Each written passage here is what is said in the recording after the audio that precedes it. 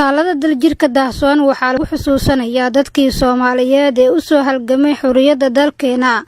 waxaa lagu xusaa dhammaan cid kasta oo ka qayb qaadatay halgankii xurnimada iyo difaaca ummadda Soomaaliyeed mid magaciisa la garanayo iyo midka Dahsoon.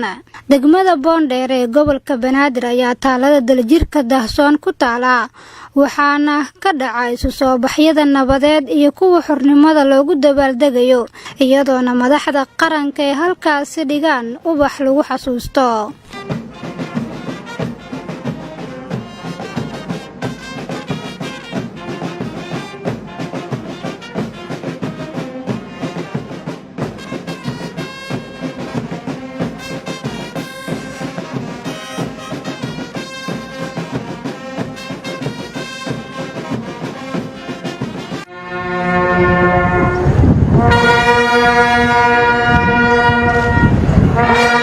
sida jiilka soo koray u ogaadaan waxay tahay qarnimada Soomaaliya iyo halgankii loo soo maray waxay muujinaysaa inay helaan taariikh lagu xasuusto ama astaamo la xiriira goobaha taariikhiga oo dalku leeyahay. taaganahay meel aan dib u eegi karno oo taariikhdeena aan dib u fiirin karno oo aan wax badan ka baran karno waxa ay tahay xorriyadda waxa ay tahay midnimada waxa ay tahay qarannimada Soomaaliyeed kulligeen haddaan nahay Soomaali meel kasta aan joognana waxa naga saaran waajibaad gaar ahaan annagu wuxuu naga saarayaa waajibaad sidii aan ummadda naga dambaysa jiilka naga dambeeya aan uga tagi lahayn taariikh waxaan ka shaqeynaynaa horumarka Soomaaliya kulligeen.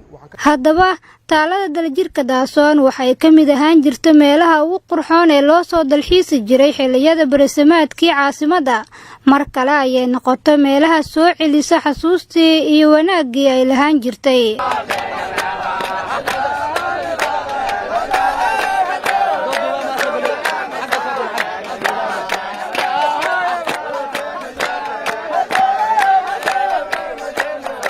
degmooyinka caasimadda Muqdisho ayaa dalxiis loogu yimaadaa daljirka Dahsoon iyadoona dhalinyaro is-abaabusho ay soo bandhigayaan ciyaar dhaqameedyo waana mid ay dhalinyarada si aad ay u soo dhaweeyeen. waxaan ugu soo istagay degmada Boondheer ee gobolka Banaadir khaasatan waaxda Siinay ee isgoyska Siinay degmada Boondheer ee gobolka Banaadir galabta Jimcaha galbaha kale way ka duwan tahay toddobaadka maadaama dadka intooda badan ay u soo damaashaad tagaan cayaartan maadaama maalmaha kale dadku ay ku mashquulsan yihiin howlo maalmeedkooda kale.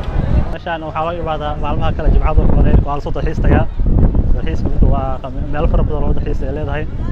goobaha loo dalxiis tago maalinta Jimcaha way ka duwan tahay daljirka Dahsoon waxaana gooni u ah ciyaaraha hidiyo dhaqanka Soomaaliyeed oo toddobaad walba Jimcaha lagu soo bandhigo dadweyne aad u fara badan ay u soo daawasho tagaan.